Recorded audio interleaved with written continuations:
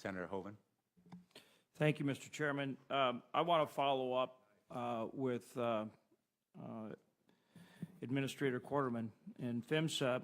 I did write, along with Senator Landrieu, in December of 2012 and asked what you were doing and how soon we would get the regulations, understand the regulatory requirements for both the shipping industry, the shippers, as well as the railroads, so that they could go from the DOT 111 cars to the newer 1232 cars, or whatever that model is going to be, what those requirements are going to be. And so I come back to you today, and we've had some dialogue on it, but when are we going to see that standard so that the industry has some certainty and so we can move to the new cars as aggressively as possible? As I've said several times today, we're working very hard on getting that standard done. But a couple of things I think are important to remember here. The first is that the DOT 111 tank car itself was created in the 1960s and has had modifications over that time. So we're talking about a standard that could be in effect for decades. So we really need to get this right. And as you've heard from the panel today, from Vice Board Member Hart about his concerns about the 1232, the AAR about their modifications to their standards, and we're continuing, even though the rulemaking period has closed, to hear comments from many other stakeholders suggesting that the new standard should be different from either the 111 or the 1232. We really have to get all those comments together and look at the data and determine what the right new standard is for whatever number that new tank car is. That's number one. Number two, the other important point to make is, as we have all said on this panel, this really requires a comprehensive approach. Do we need to improve the 111 tank car? Absolutely we do, and we're working hard to make that happen, but that is a mitigative step. We need to first concentrate on prevention and do all these other things like rerouting trains, perhaps slowing them down as we have with the AAR agreement, looking at braking mechanisms. We need to do all those things together to improve, and we're working on that hard. Ms. Quarterman, of course we do, and that's what we've been talking about today, but I'm asking you when you're going to move forward with the new standard. That's the question I'm asking. Well, as I said earlier, FRA and PHMSA folks have been together working on a rule. We have a first draft of a rule. We have, they are working on what we call a regulatory evaluation, which is really the cost-benefit analysis, an important part of that. Your rule has to go to OMB. Has that happened yet?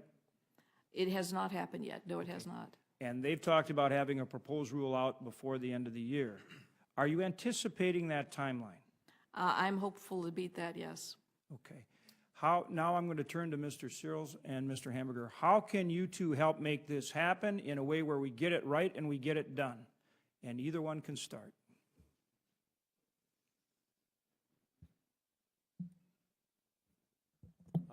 In my humble opinion, one way to do it would be to split the rulemaking into two. Address the new tank car standard and then deal with the retrofits. There is a 2-year backlog right now, and those cars could be being built to a standard that a year from now is not deemed adequate. It seems to me that the message should be sent for certainty to whether it's a railroad or a shipper, a leasing company, whoever is buying a new car, that this is the new car standard, because it does have to last for 25 or 30 years.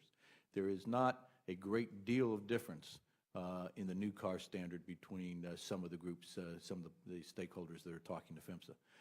So that would be one thing that I might be a way to show some progress, because the issue of the retrofit and phase out, there are different types of DOT 111s. Some of them actually have a jacket. So how do you deal with that? You know, and what product is this for?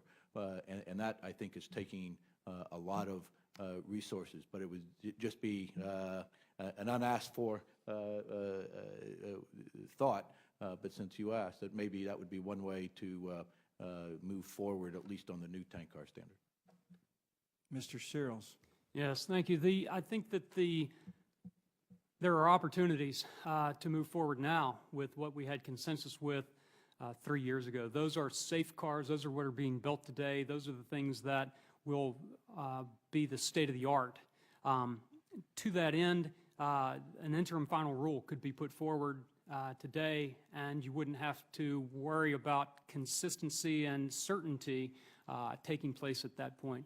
I agree that if you were looking at retrofits and those, there is more study that needs to be done. All of this needs to be done in a holistic and systematic way, as Administrator Quarterman has suggested, because classification also has an impact to the tank car design. And we need to be able to get all of that information so that we are doing the right thing at the right time. We had a meeting about 30 days ago with the regulators, with the railroads, and with the shippers, and we talked about a comprehensive plan with both short-term and long-term steps. We need to work together. We need to get it right. We need to be comprehensive, and we need to make this happen.